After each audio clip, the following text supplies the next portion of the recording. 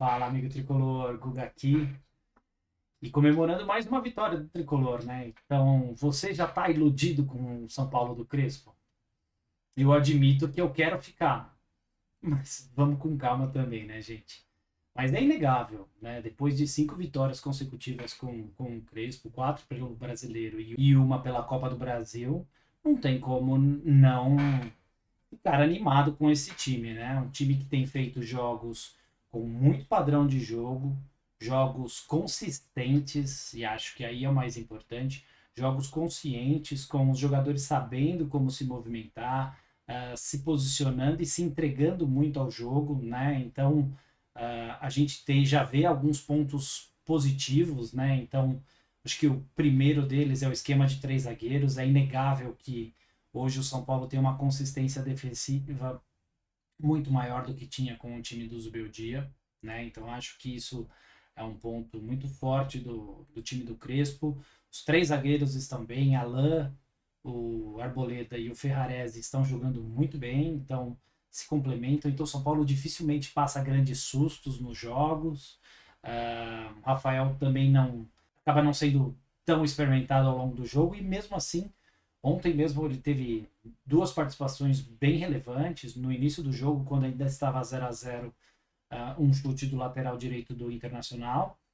E depois, quando o jogo já estava 1-0 no segundo tempo, esse mesmo lateral chegou cara a cara com o Rafael. O Rafael saiu bem fazendo a bafa e evitou o gol do Inter. Então o Rafael tem conseguido também ser importante para o clube, que é muito importante para que a gente consiga resultados difíceis como esse de ontem contra o Internacional, né? O São Paulo tem uma dificuldade no Beira-Rio, historicamente tem muita dificuldade de ganhar no estádio do Internacional, mas ontem a gente conseguiu mais uma vez uma vitória importante.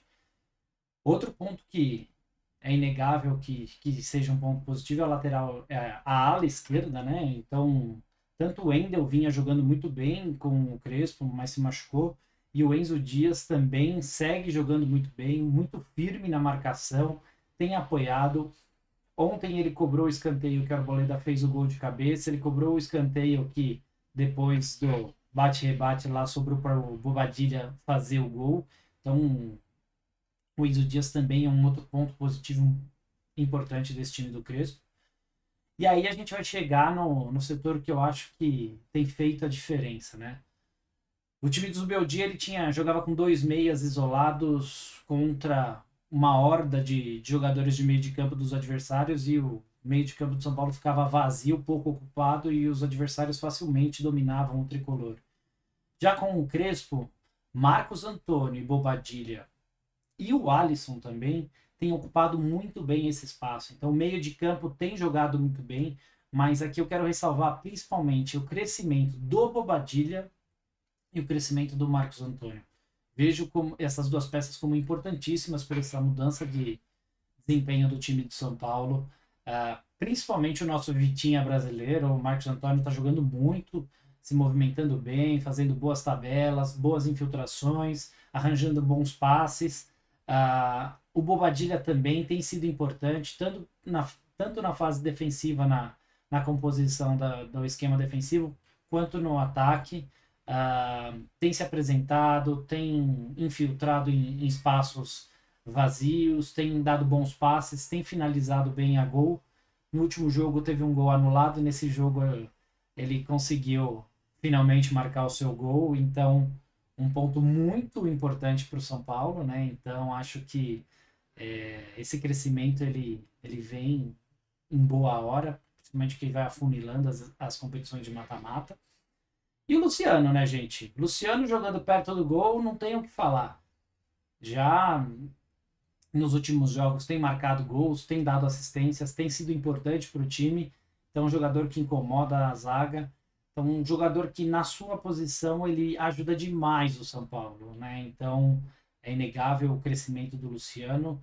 E eu acho que isso define muito o trabalho do Crespo, né? O Crespo ele melhorou o coletivo do São Paulo, mas ele potencializou muito as individualidades. Então o time tem jogado melhor. E aquele time de um mês atrás que a gente tinha dúvidas se ia conseguir se safar do rebaixamento com o Lucas machucado, com o Oscar machucado. Esse time hoje não gera dúvidas no torcedor sobre a manutenção na primeira divisão, mesmo sem os seus grandes astros. E, de fato, quando eles voltarem, talvez a gente tenha um incremento ainda maior, porque eles podem aportar muito em qualidade de jogo para o São Paulo, né? Então eles podem trazer o drible, a infiltração, os passes e as finalizações de longa distância. Então são fundamentos muito importantes. Outro ponto positivo que eu vejo nesse time do Crespo são as bolas paradas. São Paulo não sofre mais gols em bolas paradas e tem feito gols. O Arboleda fez o segundo gol consecutivo aí em jogadas de linha de fundo, em bola parada. O gol do Bobadilha também ele se origina em bola parada. E eu já vinha falando quando o Zubeldia era treinador. Tem time que ganha campeonato na bola parada. No jogo difícil, a bola parada ela vai definir o jogo. Então, outro ponto positivo do trabalho do Crespo, as bolas paradas têm sido melhor aproveitadas. Então, esse crescimento ele vem em excelente momento, principalmente se aproximando agora das oitavas de final da Libertadores, né, gente? E o ponto negativo da partida, gente, é a arbitragem. O árbitro deixando o jogo correr mais do que deveria, né? Eu gosto do jogo jogado, mas algumas faltas violentas, principalmente no início do jogo, não coibindo com um cartão amarelo. E no final inventou um pênalti que, bens a Deus, é só no Brasil que o VAR consegue complicar uma situação absurda. O Pablo Maia nitidamente recolhe o pé e o juiz vai lá e dá o pênalti. O VAR chama ele para ver sem explicação, gente. Mas na câmera ultra lenta a gente nota um toque. Pô, gente, isso aí é futebol, né? Contato existe. A diferença é contato faltoso e contato não faltoso. E não foi falta de novo, né, gente? Esse pênalti de ontem lembrou o pênalti do Vitor Roque nas semifinais do Campeonato Paulista. Ridículo. Um pênalti de jabuticaba que só se dá aqui no Brasil. Mas eu tô muito animado, gente. Na quarta-feira a gente joga contra o Atlético Paranaense, né? Então, mais uma oportunidade de ver o tricolor em campo. Um jogo que vai ser difícil, num campo sintético. A gente precisa ter muito respeito com o Atlético, em que pese a situação que esteja. O São Paulo, historicamente, tem dificuldades lá, mas esse time tem jogado muito consistentemente. Então, acredito que se a gente conseguir manter essa consistência, a gente consiga a classificação para a próxima fase, né? E aí, semana que vem, gente, terça-feira, começa a Liberta.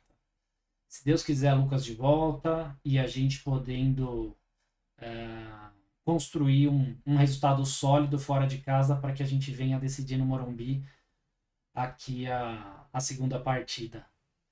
E aí, gente, deixa nos comentários para mim, quem que você acha que tem sido o principal destaque nessa era Crespo? Arboleda, Marcos Antônio, Bobadilha ou Luciano? Quem que você acha que tem sido mais importante nesses últimos jogos, tá certo? Então, um grande abraço, uma excelente semana, fiquem com Deus e até o próximo vídeo.